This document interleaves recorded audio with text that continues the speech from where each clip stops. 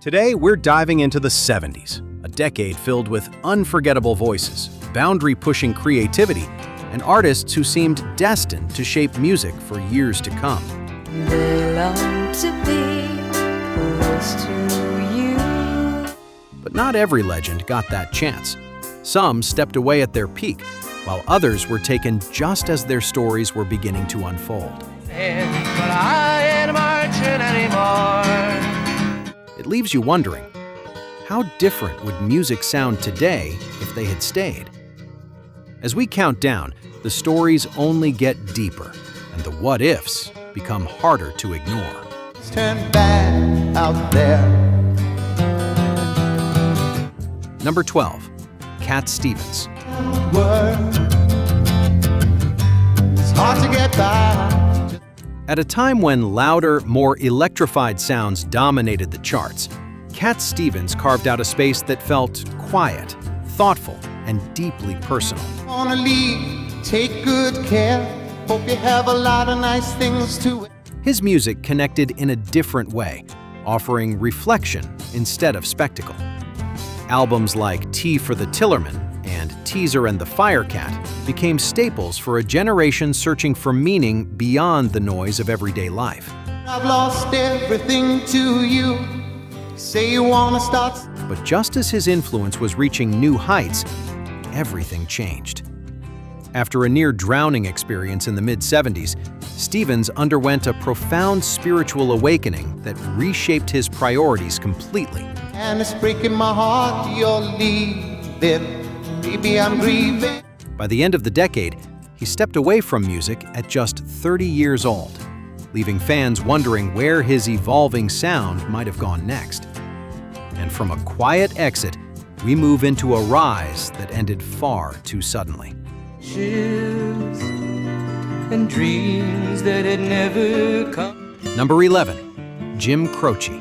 Could save time in a bottle. The first.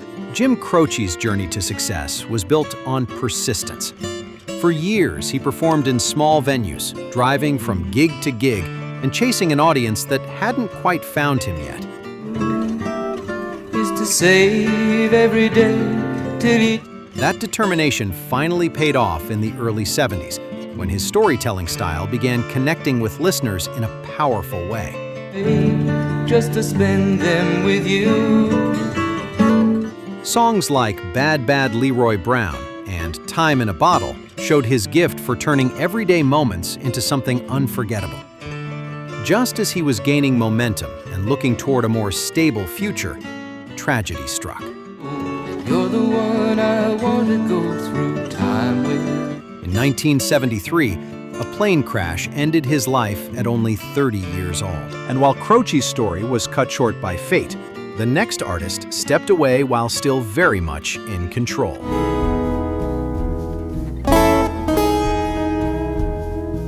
Number 10, Peter Green.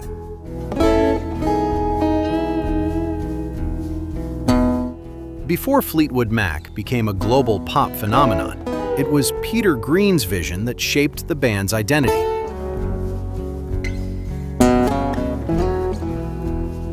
His blues-driven style and emotional guitar tone earned admiration from some of the greatest musicians of the time, setting a foundation that would influence generations. But behind the music, Green faced struggles that were far less visible.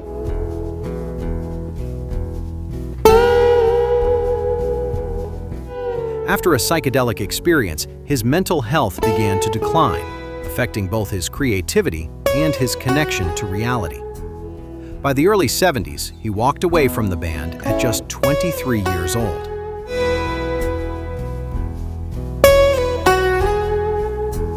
His departure marked the loss of a unique musical voice, and it raises the question of how different Fleetwood Mac's legacy might have been. And speaking of talent lost at a critical moment, the next story takes an even more sudden turn.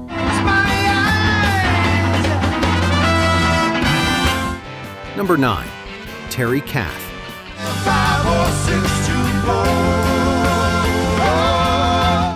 Terry Kath was a musician's musician, often praised by peers as one of the most underrated guitarists of his era. As a founding member of Chicago, he helped craft a sound that blended rock, jazz, and powerful horn arrangements into something entirely unique.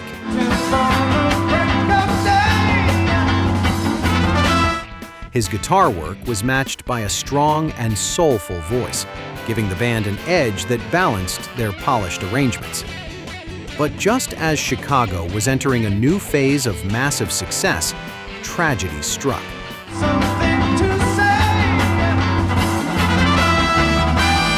In 1978, Kath accidentally shot himself at the age of 31.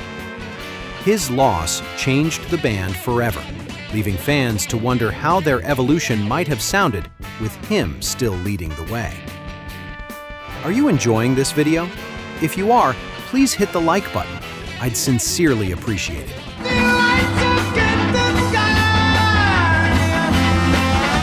And as we move forward, the next artist didn't just leave a band, he left behind an entire musical world he helped create.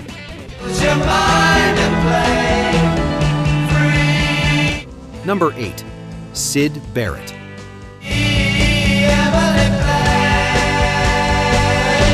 Syd Barrett was the original creative force behind Pink Floyd, shaping their early sound with imaginative songwriting and experimental ideas that defined psychedelic rock. His presence gave the band a sense of unpredictability that made them stand out in a crowded music scene. However, that same unpredictability soon became a challenge. Struggles with mental health and substance use caused his behavior to become increasingly erratic, making it difficult for him to continue performing. To borrow somebody's dreams till tomorrow. By the time Pink Floyd began gaining wider recognition, Barrett was already drifting away. He eventually stepped back from music almost entirely, leaving behind one of rock's most compelling what-if stories.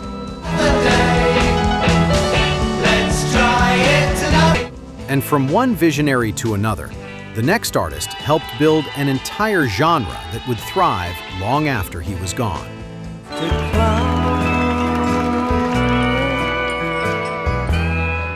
Number 7. Graham Parsons.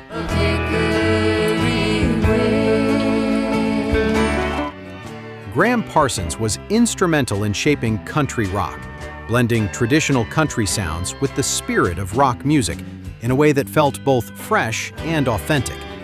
His work with the Byrds and the Flying Burrito Brothers laid the groundwork for a style that would later dominate the airwaves.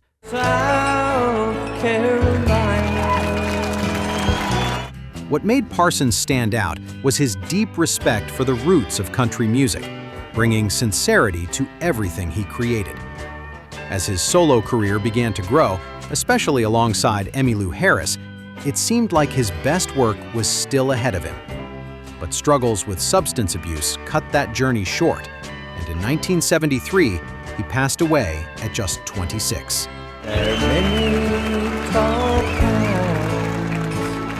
Oh, by the way, I will be posting more videos like this, so please like, subscribe, and turn on the bell so you do not miss the next video. Remember the oak tree. Okay, on to the next. And while Parsons helped shape a genre, the next group saw their future taken not by fate, but by something far more preventable. Number 6. Badfinger.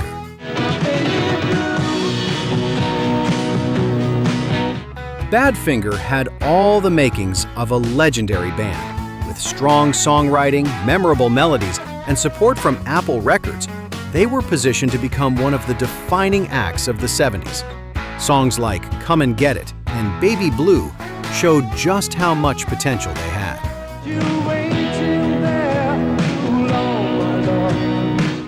But behind the scenes, their story took a devastating turn.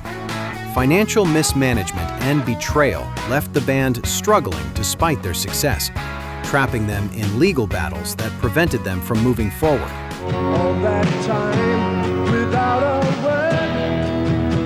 The pressure became overwhelming, leading to tragedy within the group. Instead of a long and celebrated career, Badfinger's story became a cautionary tale, reminding us that sometimes the biggest threats to artists are not creative, but business-related. The moon is on its way. Number 5. Nick Drake. Finger moon, gonna get you on. Nick Drake's music felt almost too delicate for its time. In an era driven by louder sounds and bigger performances, his quiet, introspective style stood apart. His intricate guitar work and soft vocals created deeply personal songs that seemed to exist in their own world, far removed from mainstream trends. The moon is on its way. Despite releasing 3 albums, his work went largely unnoticed during his lifetime. The lack of commercial success weighed heavily on him, and performing live proved difficult due to his extreme shyness. You stand so tall. By the early 70s, Drake had withdrawn almost completely from public life. In 1974, he passed away at just 26 years old. Though it written and I saw it say. And while his recognition would come later, the next artist faced a different kind of silence altogether. A share of engines and 1,000 different fights. I was there at the little Number 4. Phil Ochs. end, but I ain't marching anymore. Phil Ochs built his reputation as one of the most outspoken voices of his generation. His songs tackled war, injustice, and political unrest with a directness that set him apart from many of his contemporaries.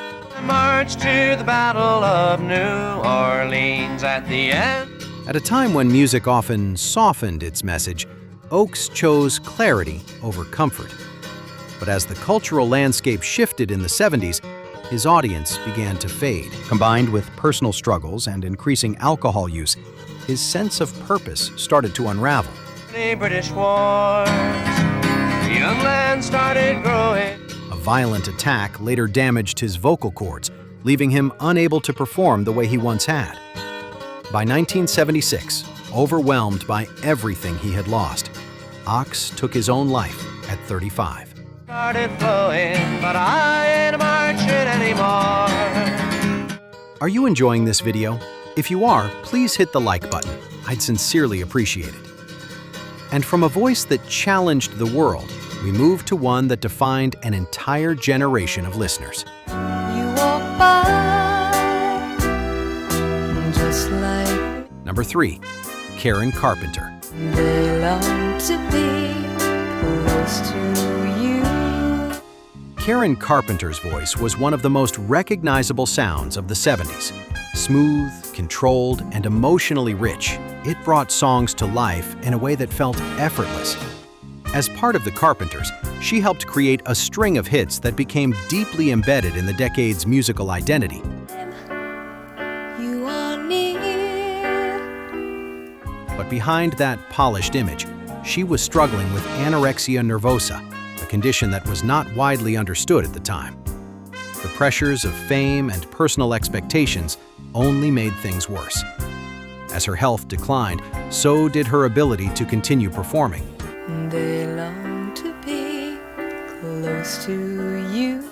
In 1983, Karen passed away at just 32 years old, leaving behind a legacy that extended far beyond music and into awareness of eating disorders. Fall down from the sky. And while her story revealed hidden struggles, the next artist lived a life that was anything but hidden. Number 2. Dennis Wilson.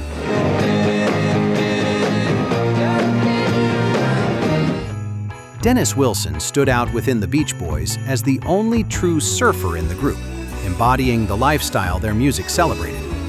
But beyond that image, he was a complex and evolving artist who began to show real depth as a songwriter during the 70s.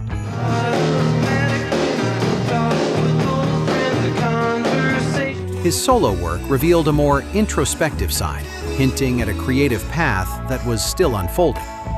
However, his life was marked by heavy substance use, unstable relationships, and ongoing personal struggles.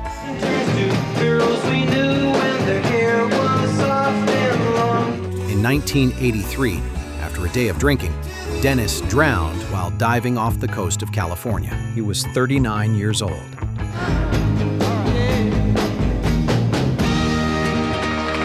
His loss left a void not just in the band, but in the direction his music might have taken.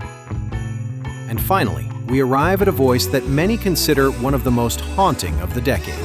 I'll be dreaming. Number 1, Sandy Denny. Who knows where the time goes? Who knows where the time? Sandy Denny possessed a voice that could convey both strength and vulnerability in equal measure. As a key figure in British folk rock, she helped shape the sound of the genre through her work with Fairport Convention and her solo recordings. All the birds are leaving. Her songwriting carried a timeless quality, with songs like Who Knows Where the Time Goes continuing to resonate long after their release. She even collaborated with Led Zeppelin, further highlighting her unique presence in the music world. Can they know it's time for them to go? But struggles with health and personal challenges began to take their toll. In 1978, after a fall that led to a brain hemorrhage, Denny passed away at just 31 years old. Ooh, before the winter fire.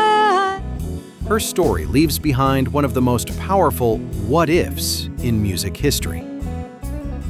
Do you think these artists left us too soon? Comment yes if you agree. The 70s gave us some of the most unforgettable voices in music history. But as we have seen, not all of them were given the time to fully realize their potential.